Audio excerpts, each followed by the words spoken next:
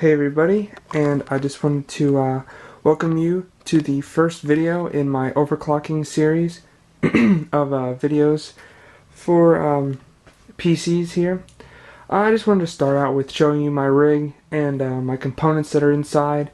The second video is going to relate around the programs I use to overclock and not the BIOS. I do use the BIOS to overclock, but I use programs to test the stability of each overclock. So I will be explaining that in my second video that I post. But this is going to be the first one. Sorry if the lighting is pretty bad, but this room is not exactly the best for lighting. Okay, well, as you can see, my CPU is water cooled, and it is a XSPC 750 water cooling kit. It's $145, and it is about 15 to 20 degrees Celsius cooler than an H100i. So you are getting a lot of performance for not much more money. Recommended. Very good water cooling system. And I have the Gigabyte 970A UD3 motherboard. Very good for overclocking. 970 chipset, just as good as the 990 effect, really. No real differences that I've noticed in any other overclocking, what would you say, benchmarks, I guess. And then I got the EVGA GeForce, if you could see that maybe, GeForce GTX 780. I do not have that overclocked because I really don't need to yet. I haven't had a game that had a problem with that. I have my 800 watt power supply. It's a Solitech power supply. Just kind of off-brand, nothing really special. You don't really need one as long as it's got all the right currents and voltages for your PCB. You're all good. And then of course I have my RAM sticks, which is the G-Skill Ripjaw X, 8 gigabytes there, two 4 gigabyte modules.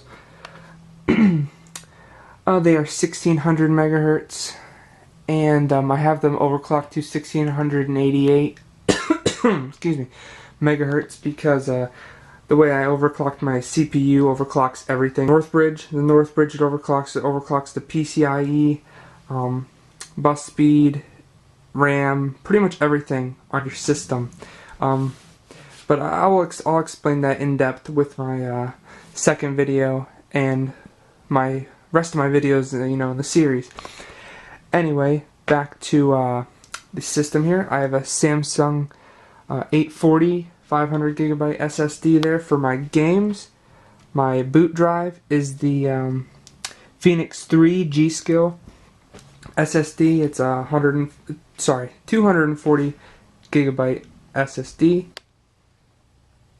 And then I have my Seagate Barracuda 2 terabyte drive up here that I'm just going to store all my videos and stuff, my raw footage, and then I'm going to edit it on that because simply storing raw footage and editing video on SSDs is not very practical because an SSD will wear out about 5 times quicker if you do that than a hard drive. A hard drive, you don't actually have read and write limits. There is a limit, but it's not a set limit. It can range differently, and obviously these are a lot cheaper. Anyway, I'm gonna show you my actual case cooling here system. I have 2 fans up here, 120 millimeter each, sucking in that way. This 140 millimeter fan is blowing across the GPU. This 120 millimeter fan down here, blowing up, then over. 2 fans on the EVGA graphics card here, blowing up. Now obviously it's not going out, but it'll go this way. Across from this, blowing it that way, it'll blow up, hit the PCB, and then blow out the back here.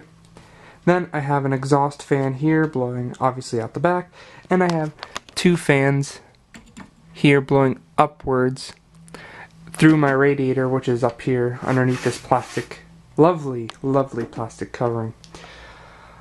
And let's see here, I'm going to show you the top I/O here. I got 2 USB 3s, 2 USB 2s, microphone, headphones, fan controller, but I don't use that. Power, reset, HDD light, just regular light that lights up there. Oh yes, and Gigabyte powered. Okay, I have that there. And then iBuyPower is where I actually bought this system, but I reconfigured it and pretty much revamped it since I bought it. Then EVGA, we got there. If you pop this panel open, you have my reservoir and pump here, XSPC. Then you have my fan controller, my better one, up here. I'll place there. Then let's take you to the back panel. You have the fan, the 780 with 2 DVIs, 2 different kind of DVI. I forget which one, DVI-I, and I'm not sure which one which is. HDMI and display port there. My Wi-Fi card. 2 USB 3s, 4 USB 2s, FireWire, 2 more USB 2s. USB 2s, more of them, Ethernet, and all your connections for your speakers and such. So, well, that's my rig. I just wanted to let you see it.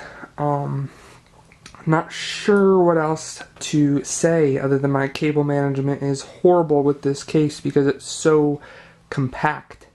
I'm working on getting a new case probably next year. Definitely going to be bigger. Probably will be as big as this case is with these plastic bezels on. So it's going to be considerably larger and a lot wider because it's going to be supporting a 230 or something like that millimeter fan in the front. So it's going to be a very wide case. Anyway, hopefully you enjoy this video and the rest of my series that I'm going to be making. I'm going to see you guys in my next video later.